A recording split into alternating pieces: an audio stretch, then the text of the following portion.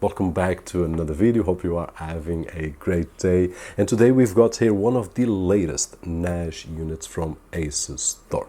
This is the 5404T, also known as Nimbustor 4 Generation 2. And if the naming is a bit confusing, a link will be down below on the video description so that you can check out this model and other models from Asustor, and you can check out all the specifications and whatnot. Basically, for those that are here for the first time, we will be able to do what we do with iCloud and Google Drive, that we can have all our data, we can synchronize photos from our phones, we can synchronize data from our computers. Instead of paying a service, we can have our personal cloud. Besides that, we will be able with the Asustor unit to have a lot of services like Home Assistant, Docker with Port Trainer, Plex Server, MB Server, Pi-hole, AdGuard, and a lot more apps, which in this particular video, for those that are beginners with NAS units, I will take a bit longer on the software side so that I can give you a bit more in-depth of some of the things that we can do with the Asustor besides storing data. So feel free to go to the timestamps and just jump over to the topic that you prefer. Now, if you are watching this video on your Windows 10 or Windows 11 computer, don't forget to check out KeysFan, where you can find budget official OEM keys at an affordable price, and with the coupon code that you can see on screen, you will get even a better price and a great discount. So just in case you want to check that out, the link will be just next to the Asustor 5404. Now, taking a look at the unboxing, once we open the package, which comes with a really nice protection as usual, we will find the Asustor 5404 NAS. Now, in terms of looks, it's a bit more aggressive in terms of the design comparing to other units that have a more classic look. This one is a more gamer, more aggressive look, at least in my opinion. We have some black and red, especially red on the logo on the front cover, and everything is plastic and metallic. On the top of the unit we will see some drawings, some cutouts, which look really nice, and basically it will allow to cool down the M.2 SSDs, which are right over here, and we will check how to upgrade. Now, basically the air will come in through the back and then will dissipate the heat from the M.2 SSDs. It has this magnetic cover on the front, which is optional. We can use it or not to cover the 3.5 base. On the left side, we will have the LED indicators, one power button and a direct copy button, one USB 3.2 generation 2 up to 10 gigabits ports, and at the rear we will find two more USB 3.2 generation 2, one HDMI 2.0B, two Ethernet 2.5 gigabit with link aggregation, which will have a maximum speed of roughly 500 megabytes per second reads and on writes, and we'll also have one silent 140 millimeters fan that we don't hear it running at this moment. I can feel the airflow, but no noise at all. In terms of accessories, we will find two Ethernet cables for link aggregation, one power adapter, and also some screws, which, as you will be able to see, we will not need the screws, which is just great. In terms of specifications, it's running the Intel quad-core CPU N5105, which we have seen on some devices right over here. It also has 4 gigabytes of RAM that we can upgrade up to 16 gigabytes, and I will show you how.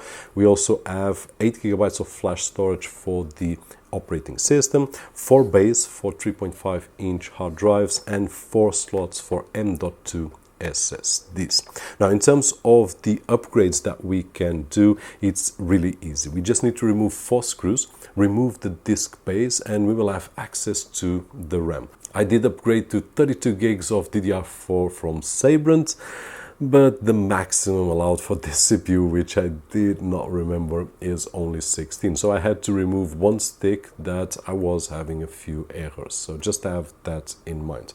The access to the M.2 slots is the same. So I did put in the 4 Sabrent SSDs of 2 terabytes each at the same time that I did the upgrade for the RAM. Now, one of the things that I really enjoy is that we don't need screws, as we have seen on some units before.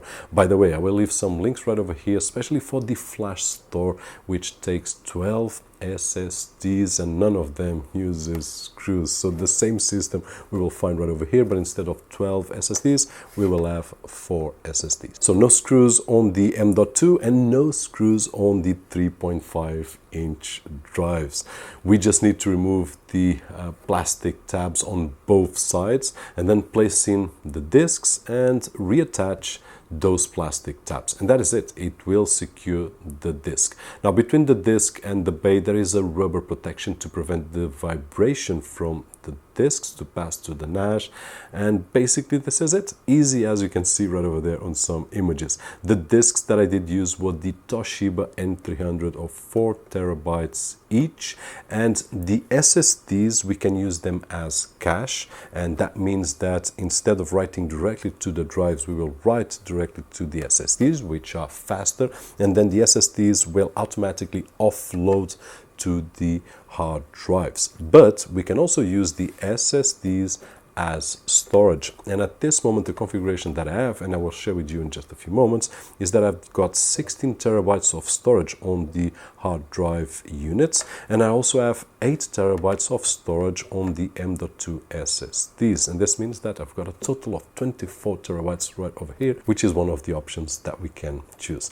Now in terms of setup, it's really easy, as we have seen in the past with some other Asustor units. We just need to turn it on and of course plug in the cables, and that is it. Go to the configuration page, follow up the steps, create a username, password, choose the RAID mode that we want, and basically in 5 minutes or so we have everything running. And talking about running, let's take a look at how the ADM, the operating system, works. And now with the Asustor ADM operating system, which we have seen in the past, but I'm going to do a small refresh right over here and show some of the things that we can do as fast as I can. Now, first of all, let's take a look at the storage manager. At this moment, what I've got right over here is 5 volumes, and this is optional depending on the configuration that we want. And if I take a look at the volumes, I did create initially a RAID 5. I did some tests. At this moment, doing some tests as well. I'm on JBOD, which is a configuration that I do not advise because we do not have any redundancy. We cannot have a faulty drive because we will lose all the data. So I would suggest RAID 5, RAID 1, and so on. But one of the things that I would like to share with you is that I'm using the SSDs as storage and not as cache. So we can use SSDs to cache the storage that we have on volume 1, for example, to make it fast on reads and on writes, but we can use the SSDs as well for storage, and that is exactly what I'm doing with the 4 Sabrent SSDs. Now I did create, and I can show you on screen, it's really easy. We just need to select which SSD we want to use and then create the volume, and then we can use it for storage. Now, besides this menu, we also have a really nice menu and very necessary in my opinion, which is a file explorer, at least initially. And I want to show you an example, and the example is simple. If I have anything, let's go open the storage, anything that I write on my Asustor 5404 or any other model from Asustor or any other NAS, although the menus will change if we go to another brand, but Asustor has a menu which is really intuitive, and I want to share something that I use on my daily basis, which is to know exactly where I'm writing data. Now at this moment, if I write anything here on the home folder or public folder, I know that I will go directly to the volume 1. By default, this is the way that NAS works, so I will write right over here. But what if I want to write on a particular SSD which I want to put just movies, or if I want to put my series right over here, if I want to put music right over here, and I want to put any other data right over here? Now this is a tool that I do believe that it's really interesting and necessary, especially if we want to have things organized. So what I did at this moment is I did create 2 folders, SSD1 and SSD2, and they are exactly folders created on volume 2 and volume 3. Volume 2 is the SSD1, volume 3 is the SSD2. Why? Because we have volume 1 to these 4 hard drives from Toshiba. So this is volume 1, volume 2, volume 3, volume 4, and volume 5. So although it might be confusing at the beginning, we will really quickly understand how it works.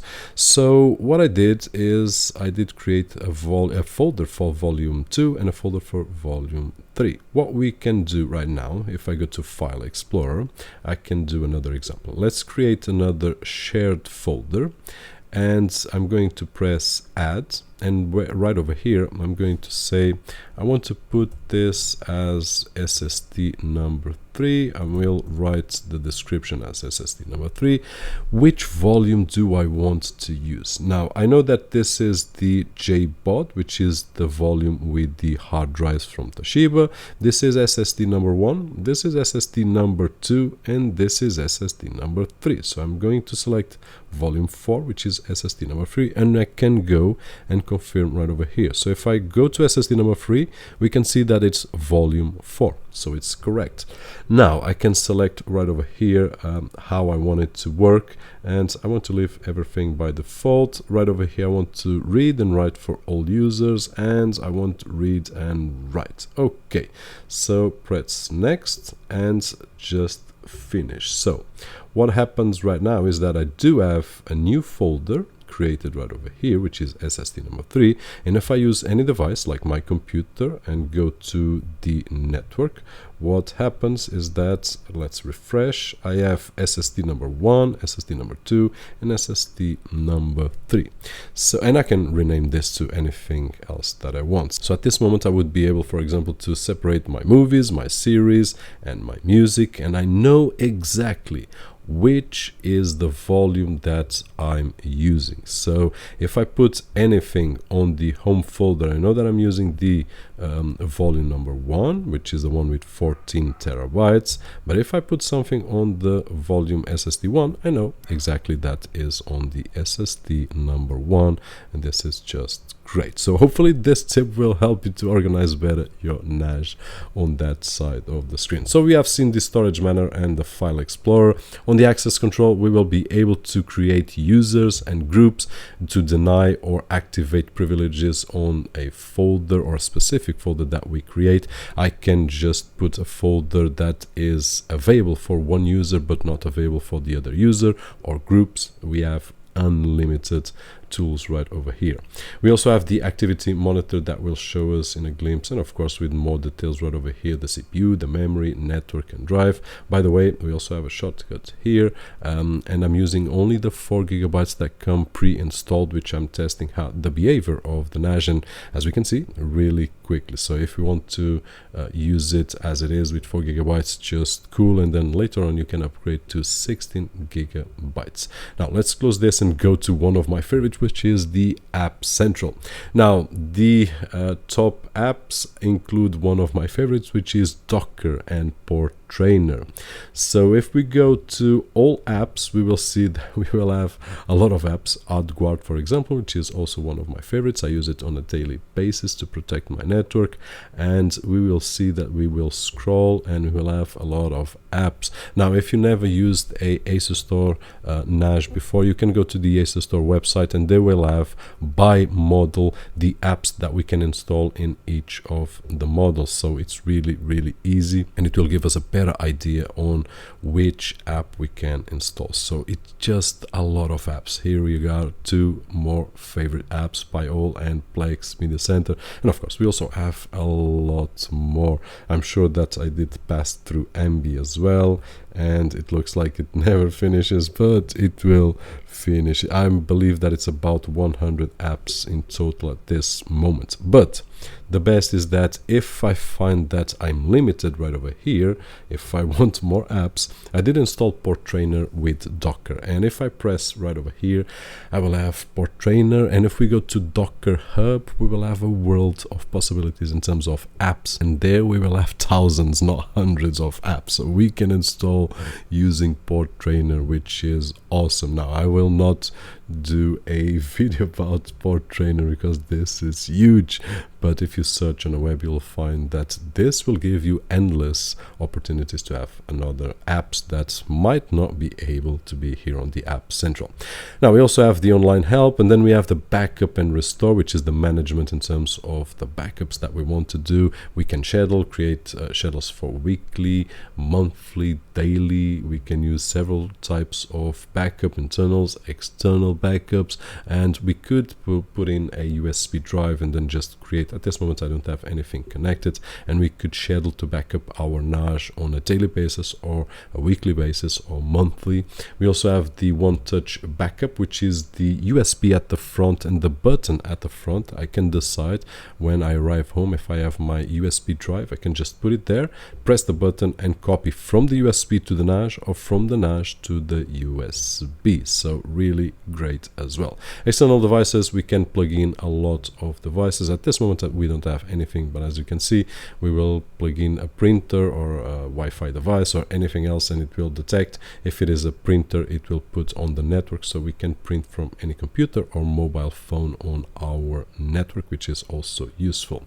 The File Explorer we have seen. Services is the services that we want to activate on our network, SMB, APF, NFS, and all that we have right over here. As you can see, Time Machine, for example, is one option as well that we can enable for our Macs in terms of backups. And then settings, almost endless settings, and of course I'm exaggerating, but the truth is that we have a lot, and everything that we might imagine, energy saving and so on and so forth. The fan control, which by the way 140 millimeters is very silent. We have everything right over here. At this moment I'm using the latest version of ADM, so all working great.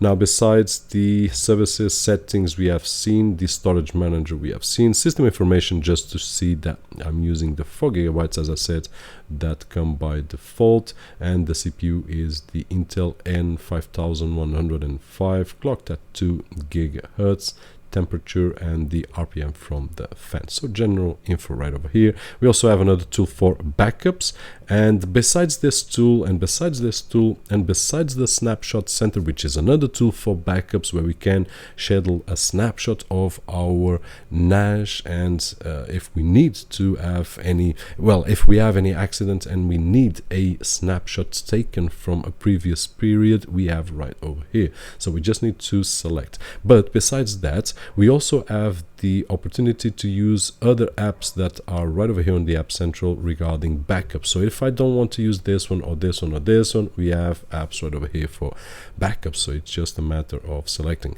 Then the Web Center with some more services, which I'm not going to install right now. We have seen it in the past, very useful as well. Dr. ASUS, which is a diagnostic tool which will diagnose our machine, but at this moment, no, let's leave it in. And Port Trainer, which we have seen, and it's the only app that I've installed so far from the App Central, which has a lot of apps. So hopefully I was not too boring on the software side, but I wanted to give you that glimpse of some ideas of what we can do besides the personal cloud that we can have at home. It is great to have the option to expand and have our own apps running for home automatization with Home Assistant. For example, if we want to have Plex server or Ambi server or Jellyfin or any other multimedia server, we can do that. And if we want to install Docker and Port Trainer, then besides all the apps, we will have a world of apps for Docker. So just unlimited possibilities besides being our personal clouds, and we don't need to pay any other service, iCloud and Google Drive and so on and so forth. Now, in terms of the capabilities and hardware, I would say that this is entry to medium level in terms of hardware, having in consideration that we can have the CPU, which is a quad-core Intel 5105, which is not the best CPU on the market, a maximum of 16 GB of RAM. But at the same time, we have a great expansion possibility with 4 bays on the front and then 4 slots for M.2, which will allow us to have a balance, which in my opinion is great for someone that wants to have several apps working and wants to have a personal cloud, not spending the whole budget. So a lot of ground to cover, and for someone that is a beginner and wants a unit like this that will grow up with his learning curve, this is just awesome, because as we could see, we have a lot to learn and a lot to put in. But at the same time, if I want to start using it on the first day as my personal cloud, it's as easy as set up and then synchronize my phone and computer, and that is it. And hopefully this video was helpful to show you how the new Asustor 5404 works, the ADM, which is present on all the Asustor devices. And if it was, don't forget the usual thumbs up right over there, which is really appreciated on this side of the screen. My name is Roberto George, and as always, I'll see you on the next one.